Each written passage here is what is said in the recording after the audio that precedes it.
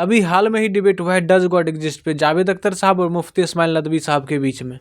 तो इसमें मुफ्ती इस्माइल नदवी साहब बार बार फ्री विल शब्दों का उपयोग कर रहे थे। फ्री विल है कि वो अपने फ्री विल का गलत इस्तेमाल, खुदा ने फ्री विल का निजाम बनाया, निजाम उसी ने बनाया फ्री विल का। उनका ये कहना था कि अल्लाह ने सबको फ्री विल दे रखा है और फ्री विल देकर ये टेस्ट कर रहे हैं सबको कि कौन इस फ्री विल का क्या उपयोग करता है। अगर अच्छा उपयोग करेगा तो मरने के बाद जन्नत जाएगा और अगर बुरा उपयोग करता है तो वो जहन्नुम जाएगा। तो ये टेस्ट चल रहा है उनका, ये टेस्ट है। मैं जो अभी आगे ये वीडियो में बात करने वाला हूँ ये इसलिए करने वाला हूँ क्योंकि मुझे मुफ्ती इस्माइल नदवी साहब कुछ पढ़े लिखे लगे हैं, तो ये तर्क वितर्क को भी एक्सेप्ट करते हैं, तभी तो डिबेट करने आए। तो मैं जो अभी बोलने वाला हूँ ये सुन सकेंगे, क्योंकि कोई भी समझदार आदमी इस्लाम पर बोलना नहीं चाहता, क्योंकि ये सुनना ही नहीं चाहते। कुरान के अलावा ये किसी की नहीं सुनते। लेकिन मुफ्ती इस्माइल नदवी साहब से मुझे उम्मीद है कि वो जरूर इस बात को सुनेंगे, क्योंकि वो तो तर्क वितर्क करना ही चाहते हैं, वो सुनना ही चाहते हैं, वो लॉजिक को प्रेफरेंस देते हैं। अल्लाह ने फ्री विल दिया, सही बात है, लेकिन किस हद तक?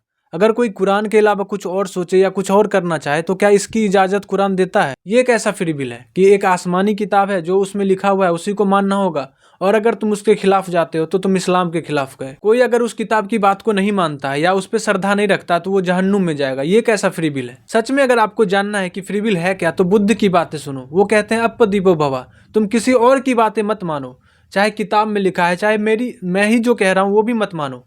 चाहे किताब कोई भी लिखा हो, बड़ा बड़ा किताब, या कोई गुरु कह रहा हो, उसकी बात मत मान लेना।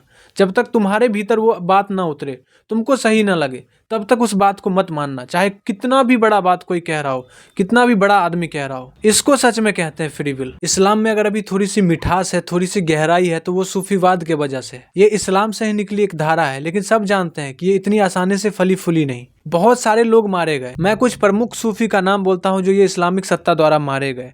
पहला नाम है उसमें से मंसूर अल हल्लाज, अगला नाम है शिहाबुद्दीन सुहरावर्दी, अगला नाम है सरमद कासानी, अगला नाम है इमामुद्दीन नशीमी। ये इसलिए मारे गए क्योंकि इन्होंने अपने फ्री विल का पूरा उपयोग कर लिया, और जो भी अपने फ्री विल का उपयोग करेगा वो तो मंसूर जहाँ पहुँचे वहीं पहुँचेगा, जहाँ कबीर पहुँचे वहीं पहुँचेगा, जहाँ बुद्ध पहुँचे, जहाँ रमन महर्षि पहुँचे वहीं पर पहुँचेगा। जो भी अपने फ्री विल का पूरा उपयोग करेगा वो भी ये जान जाएगा कि अल्लाह और हम अलग अलग नहीं है, कोई भी चीज़ हमसे अलग नहीं है, सब एक ही है, वही है सब। इस्लाम का अगर सच में कोई समझदार आदमी सम्मान करता है तो वो सूफी संतों के वजह से ही करता है। मुफ्ती इस्माइल नदवी साहब पढ़े लिखे लोग हैं, लेकिन ये भी कुरान के बाहर जाकर नहीं सोच सकते। जैसे जावेद अख्तर साहब ने पॉइंट किया था ना, सिर्फ आप एक लिमिटेड दायरे में रहकर नहीं सोचें, बल्कि बाहर निकलकर सोचें। आपने तीसरा सवाल किया, आपने 2-3 सवाल एक साथ। ऐसी बात है ना कि ये कुछ लोगों को इतराज हो जाएगा आप पे कि आप कुछ भी सोचिए, ये इजाज़त आपको है नहीं, मुझे है। ये मुफ्ती साहब पूरी डिबेट में 2-2 कौड़ी का तर्क दे रहे थे, जिसको पकड़कर चाहते तो जावेद अख्तर साहब बैंड बजा देते, लेकिन पता नहीं वो भी क्यों नहीं जवाब दे पा रहे थे। वो ऐसा जवाब भी दे रहे थे जिसमें खुद ही फंस जा रहे थे। जावेद अख्तर साहब बिल्कुल तैयारी करके नहीं आए थे, वहीं पे मुफ्ती साहब पूरी तैयारी के साथ आए थे। एक कहावत है ना कि इससे फर्क नहीं पड़ता कि कौन कितना पुराना वकील है या कितना पढ़ा लिखा वकील है, जो उस केस की तैयारी जितनी अच्छी तरीके से करेगा वही जीतेगा उस केस को। तो यहाँ पे मुफ्ती साहब जीत गए क्योंकि उनकी तैयारी अच्छी थी। और मुफ्ती साहब, क्या आपको ये नहीं लगता कि ये जो अल्लाह है, भगवान है, इनका गलत डिसीजन था इंसानों को फ्री विल देना? क्योंकि एक ऐसा जीव जिसमें बुद्धि है और उसको फ्री विल भी है कि वो जो चाहे सो कर सकता है, तो वो अपने बुद्धि का इस्तेमाल तो अपने फायदे के लिए ही करेगा, और किया भी है। आज जमीनी बात करते हैं, सिद्धांत क्या है और कागज में क्या लिखा हुआ, ये सब बात थोड़ी देर के लिए हटा देते हैं। इंसानों को फ्री विल दिया और बुद्धि दिया। बुद्धि किसी अन्य जीव में किसी के पास नहीं है, सिर्फ इंसानों के पास ही बुद्धि है। इंसानों ने जो अपने फ्री विल और बुद्धि का उपयोग करके जो भी चीजें बनाई, उससे आज अन्य सारे जीवों का बहुत नुकसान हुआ, क्योंकि बहुत सारे जीव ऐसे हैं कि जो विलुप्त हो गए, वो इंसानों के कारण ही हुए। आज धरती का हवा पानी सब पॉल्यूटेड हो चुका है, उसका कारण इंसान ही है। आज ग्लोबल वार्मिंग बढ़ती ही जा रही है, जिससे ग्लेशियर पिघलेगा और धरती जलमग्न हो जाएगी एक समय के बाद, उसका भी कारण इंसान ही है। इंसानों ने जो अपने बुद्धि और अपने फ्री विल का उपयोग करके ऐसा हथियार बनाया जिससे हमेशा से इंसानियत को नुकसान हुआ है। क्योंकि फ्री विल तो अन्य जीवों के भी पास है, लेकिन बुद्धि सिर्फ इंसानों के ही पास है, और इंसानों ने अपने बुद्धि का इस्तेमाल करके खतरनाक हथियार बनाया है, सिर्फ इंसानों ने ही।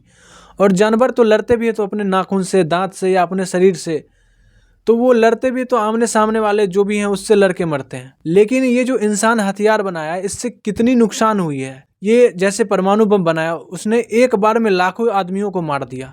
जापान में 2-2 जगह गिराया तो लाखों आदमी मारे। अगर अब होता है युद्ध, वर्ल्ड वार 3 होता है, तो पूरी इंसानियत ही खत्म होगी। ऐसा नहीं है कि इस खतरनाक हथियार से सिर्फ इंसान ही मरते हैं, इससे अन्य जीव भी मरते हैं।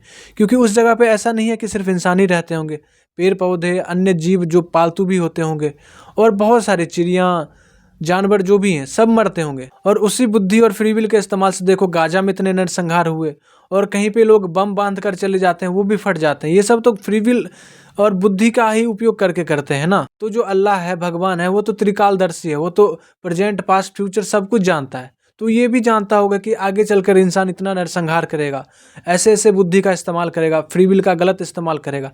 तो उसको ये फ्री विल देना और बुद्धि देना एक साथ, मुझे नहीं लगता ये सही डिसीजन है। मैं ये नहीं कह रहा कि इंसान अपने फ्री विल और अपने बुद्धि का उपयोग सिर्फ गलत चीज़ों के लिए ही करता है, अच्छे चीज़ों के लिए भी करता है, लेकिन उनकी संख्या बहुत कम है, और जो गलत करते हैं उनकी संख्या बहुत ज़्यादा है। मैंने तो पहले ही कह दिया कि जो अपने बुद्धि और अपने फ्री विल का पूरा पूरा उपयोग कर लेगा वो अपने आप को जान लेगा, और जो अपने आप को जान लेगा फिर वो करुणामयी हो जाएगा, उसमें पूरा करुणा भर जाएगा, फिर वो दूसरे के लिए बुरा सोच ही नहीं सकता, क्योंकि वो ये जान जाएगा कि सब तो मैं ही हूँ। फ्री विल पर इतना सारा बात कर लिया तो थोड़ा सा हिंदुइज्म पर भी बात कर ही लेते हैं। हिंदुइज्म में ये नहीं है कि एक ही किताब है जिसको सबको फॉलो करना है, और उसमें जो बातें बताई गई उससे बाहर तुम सोच भी नहीं सकते, ऐसा कुछ नहीं है। यहाँ पे बहुत सारे ढंग के किताब हैं। इन धर्म ग्रंथों में मानो तो भी ठीक, नहीं मानो तो भी ठीक, अगर आप आस्तिक हो तो भी ठीक, नास्तिक हो तो भी ठीक। आपको जो भी बातें सही लगती है उसको आप मान सकते हो, या आपको अपना शास्त्र लिखना है तो भी लिख सकते हो, अपने फॉलोअर बना सकते हो। लेकिन इस चीज़ का नुकसान भी हुआ है, क्योंकि लोग अपने अपने तरह से धर्म ग्रंथ लिख दिए हैं। बहुत सारे ऐसे धर्म ग्रंथ भी हैं जिसमें बहुत सारी बातें गलत लिखी हुई है,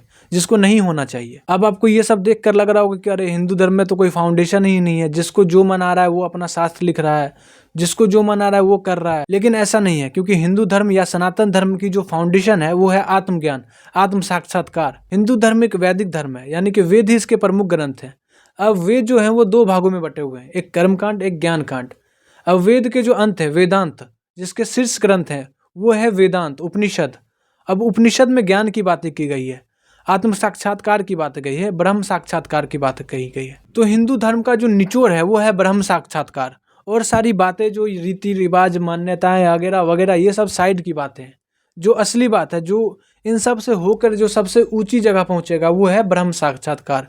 तो यहाँ तक जो पहुंचा यही फाउंडेशन है, और इसके बाद जो भी बातें हैं वो सब इधर उधर की है, मान्यताएं, रीति रिवाज, ये सब चलता है। फ्री विल होना भी ज़रूरी है, सबको जो मानना है, जिसको जो भगवान मानना है, जिसको जो, अगर जिसको बजरंगबली पसंद आ रहा है बजरंगबली को पूजो, राम पसंद आ रहे हैं राम को पूजो, लेकिन अंत में जो आएगा वो अपने तक ही आएगा। असली फ्री विल ये नहीं है कि एक किताब है उसी को मानना है, उसी के अनुसार चलना है, बल्कि ये है कि तुमको जो समझ में आ रही है, अपने दिए स्वयं बनो, तुमको जो समझ में आया। भले किताब में तुमको जो बातें लिखी गई है वो तुमको अगर अच्छा नहीं लग रहा है तो हटाओ, साइड करो उसको, तुम्हें अपने तक पहुंचना है। ये नहीं है कि किसी किताब के भरोसे चलते रहना है। और लास्ट में मैं यही कहना चाहूँगा कि जो अपने फ्री विल का पूरा पूरा उपयोग कर लेगा वो अपने सच्चे स्वरूप में स्थित हो जाएगा। धन्यवाद।